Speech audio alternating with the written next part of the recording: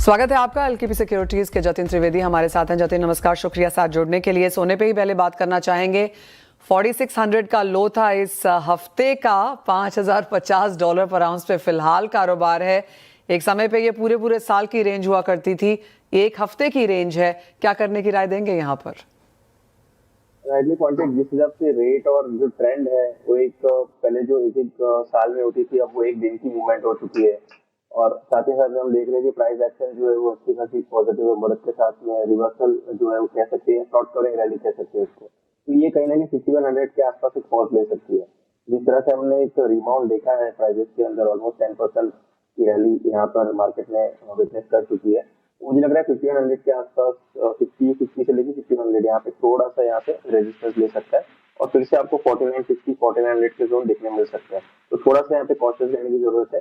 Fresh buying यहाँ से थोड़ा सा अवॉइड करके चलना चाहिए जब तक 1500 के ऊपर क्लोजिंग नहीं दे देता, जो उसका एक नेक्स्ट हर्डल बन चुका है अभी। तो तब तक उसको बाइंग साइड में से नहीं देखना चाहिए। और 1400 के आसपास आता है तब थोड़ा सा रिव्यू करेंगे कि इसके अंदर फिर से बाइंग करें या फिर काउंटर अवॉइड करें, डिपेंडिंग अपॉन वॉलेटिलिटी कैसे रहती है।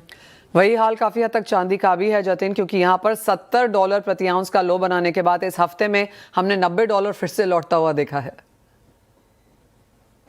चांदी इनफैक्ट बहुत ज्यादा हाल है वॉलेटिलिटी के साथ में, उसका इनफैक्ट रिपल इफेक्ट जो सोने में देखने मिलता है। हालांकि हर बार जो हम देखते थे पहले कि जहाँ पर सोना जो है वो चांदी को प्रभावित करता है, अब फिलहाल पिछले 6 महीने से ऐसा हुआ है कि चांदी जो है सोने को प्रभावित कर रही है। जहाँ पर फॉल जो है वो ड्रास्टिकली आ जाता है चांदी में, तो थोड़ा रिपल इफेक्ट सोने पे देखने मिल रहा है। अब रिबाउंड जो चांदी के अंदर आया, ऑलमोस्ट $20 का रिबाउंड हम देख चुके हैं। $70 से लेके जो लो बनाया स्विंग लो 2 फरवरी को, उसके बाद अब $90 के पास से $20 का रिबाउंड देखने मिला है। मुझे लग रहा है ये वॉलेटिलिटी और बढ़ सकती है। ट्रेड रिकमेंडेशन तो हम फिलहाल अवॉइड ही कर रहे हैं सिल्वर के अंदर, बट लेवल वाइज अगर मैं देखूं तो $91 के पास सिल्वर में और 1500 के पास सोने में मुझे एक अच्छी खासी रेजिस्टेंस दिखी है। और यहाँ से थोड़ा सा पुल बैक टूवर्ड्स 85-80 जोन चांदी में और 1400 के आसपास सोने के अंदर मैं देख रहा हूँ। क्रूड आपकी स्क्रीन पे लेके आएंगे, क्योंकि यहाँ पर भी 3 साल की गिरावट के बाद 2026 में हमने एक बढ़त के साथ यहाँ पर कारोबार होता हुआ देखा है। अपने हाई से थोड़ी सी मुनाफा वसूली जरूर आई है, लेकिन 2026 में अभी तक पॉजिटिव है। और जियोपॉलिटिकल कंसर्न जिस तरह से जतिन फिर से लौटी हैं यूएस ईरान के बीच में, यूएस का इन्वेंट्री डेटा भी यहाँ पर गिरा है तेल का, उसका भी कुछ फायदा यहाँ पर प्राइसेस में आता हुआ। डेफिनेटली जिस हिसाब से फिलहाल जहाँ पर यूएस के स्टेटमेंट्स आए थे, आई थिंक 2 फरवरी को ही, कि ईरान के साथ एक ट्रेड डील की मतलब डील होने की संभावना है, बातचीत होने की संभावना है। उसके बाद एक नेगेटिव रिएक्शन और फिर अब ये प्रोडक्शन का कहीं ना कहीं डिस्ट्रप्शन होने की संभावना मिडिल ईस्ट के अंदर, ईरान के अंदर, और साथ ही साथ में यूएस की इन्वेंट्री ड्रॉप होना, तो ये कहीं ना कहीं फिर से क्रूड को सपोर्ट करेगी। और मुझे लग रहा है जो ट्रेंड है आने वाले कुछ महीनों तक क्रूड के अंदर एक पॉजिटिव साइड के संकेत लेकर चलने चाहिए। तो बाय ऑन डिप्स का मार्केट बना हुआ है क्रूड मेरे लिए। तो हम रेगुलरली क्लाइंट्स को भी एडवाइस बाइंग साइड की दे रहे हैं, तो ये मेरा डिस्क्लेमर रहेगा क्रूड पे।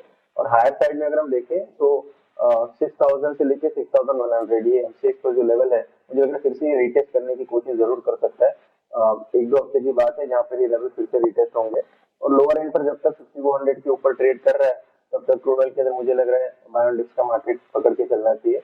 और स्विंग ट्रेडिंग के हिसाब से 6000-6100 तक के लक्ष्य जो है वो समझ के चल सकते हैं गूगल के अंदर। एंड फाइनली कॉपर में क्या करने की राय है? क्योंकि कल तो अच्छी खासी तेजी थी, 5% की तेजी ओवरनाइट मार्केट्स में देखने को मिली, लेकिन अब बाजार को लगता है कि इन्वेंट्रीज यहां पर अक्रॉस मेजर ज्योग्राफीज बढ़ती हुई नजर आई हैं।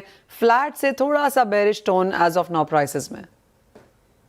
करेक्ट, थोड़ा सा साइडवेज टू नेगेटिव सभी बेस मेटल्स यहाँ पे ट्रेड होते हुए देखने मिल रहे हैं। लेकिन कहीं ना कहीं रिबाउंड जो है वो ड्यू है आगे चलते हुए। बेस ट्रेंड जो है ये बेस मेटल्स का और ब्रॉडर ट्रेंड अगर हम बात करें तो पॉजिटिव है। इमीडिएट बेसिस पे संकेत जो है थोड़े से नेगेटिव है, बस इमीडिएट बेसिस पे, मतलब for the next few days या ये वीक कह लीजिए जहाँ पे नॉन फार्म फिगर्स के डेटा और अनएम्प्लॉयमेंट के डेटा प्रभावित करेंगे मार्केट को। तो लोअर लेवल्स पर अराउंड 1150-1100 के लेवल्स आ जाते हैं तो मैं बहुत ज्यादा कंफर्टेबल रहूंगा, जहाँ पर रिस्क जो है वो आपका थोड़ा सा कम हो जाता है कॉपर के अंदर। तो I am still waiting for buying signals to near 1150-1100। तो यहाँ पर ये लेवल्स पे तो बाइंग की सलाह नहीं है। हायर लेवल्स पे अगर 1300-1350 के ऊपर मिल जाता है तो वहां पर थोड़ा सा प्रॉफिट बुकिंग करके चलना चाहिए कॉपर में। फेयर पॉइंट, यानी कि अच्छी खासी मुनाफा वसूली की एक्सपेक्टेशन मेटल्स में, स्पेशली कॉपर में यहाँ से आती हुई। जतिन एज ऑलवेज बहुत शुक्रिया साथ जुड़ने के लिए, तमाम स्ट्रैटेजीज भी शेयर करने के लिए। वेल इसी के साथ फिलहाल इस कार्यक्रम में इतना ही समय है। हम ब्रेक के बाद लेकर आएंगे आवाज समाचार।